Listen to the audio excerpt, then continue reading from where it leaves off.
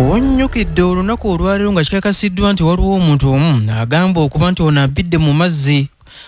n'afiirawo abalala 13 ne balooka basobola okuba nga bwe balusumatuka. Tukitegeddeko nti wabaddewo ekikwekwero ekibadde kikolebwa ku nnyanja ku kyalo ekimanyiddwa nga Kabaganja ekisangibwa mu ggomba y'Ekityerere erimu ku magomba agakola disitulikiti y'e Mayuge mu Busoga ey'obuvanjuba. Abantu 14 ababadde ku lyato nga bali mu kukola omulimu gw'okuvuba kigamba okuba nti beekanze abasirikale ab'oku mazzi ababadde bali mu kukola omulimu gw'okuba nga bwe bafunza ab'envubu emenya amateeka era okakana ng'omu bw'ati asobodde okuba nga agwa mu mazzi era bw'atyo n'afiirawo. Okusinziira ku mbaka pulezidenti okuva mu disitulikiti y'e Mayuge ng'ono Thomas Matende agweziganyizza mukono wa Nabbassa Menyamedi n'alukaakasa ensonga eno era ategeezezza nga bw'ayagala abavubi bonna basobole okugenda mu maaso n'okubeera abeegendereza ennyo naddala nga bali ku mazzi. Abantu ab'envubu embi bagiire mu maadhi bantu 14 abantu aba14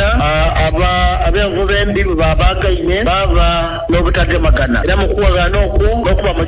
eryato lyadimira kudimira abantu 6 babatoiremu era tulina ku bukalu abantu 7 bali nabo bagiire ku biisi ey'Nakalanga omuntu mulala atali kuboneka Moses abantu bano banakirimira so tuli kwenda kukubiriza abantu bona banange mubekamu biisi tukulowooza oba omuntu ono abuze tubire mu mazzi yakola omulimu gw'okumutoolayo nibala abantu abandi 7 beerina kwegera ku poliisi tujja kugemagana tubone ensonga tebatigema nenda kubiriza abantu baife mutabana kutabuka mutabana kerere tujja kugigema era ejja kuwa. Kaakati oluvannyuma twogezeganyizaamuko n'ayogerera poliisi okuva mu kitundu ekya Busoga eky'obuvanjuba ng'ono ye Michael Kafaayo abulidde omusasi wa Nabbassa David Katowagobi ng'agamba nti wabaddewo embeera ebadde enzibu ku mazzi era nga abamu ku bano ababadde bali ku lyato nga bali mu kukola omulimu gw'okuvuba beekanze abasirikale abadde bali mu kukola omulimu gwabwe kakana ng'omu bw'ati agudde mu mazzi era okakana nga bw'ati afiiriddewo. Kyokka agamba nti mu kiseera kino abavubi babakanye n'omuyiggo gw'okulaba nga banoonya munnaabwe asobole okuba nga batanyulwayo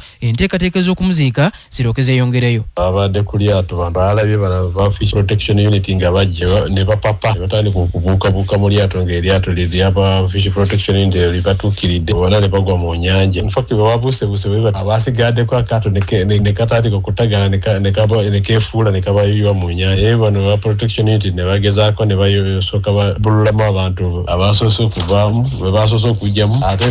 ne baddayo ne bakazana ne basikamu abalala omu abidde mu mazzi n'abuliramu tebakyanoonyereza bakyagezaako okugezaako okusaakinga balabe banyulayo omulambo ogwo gubuliddemu.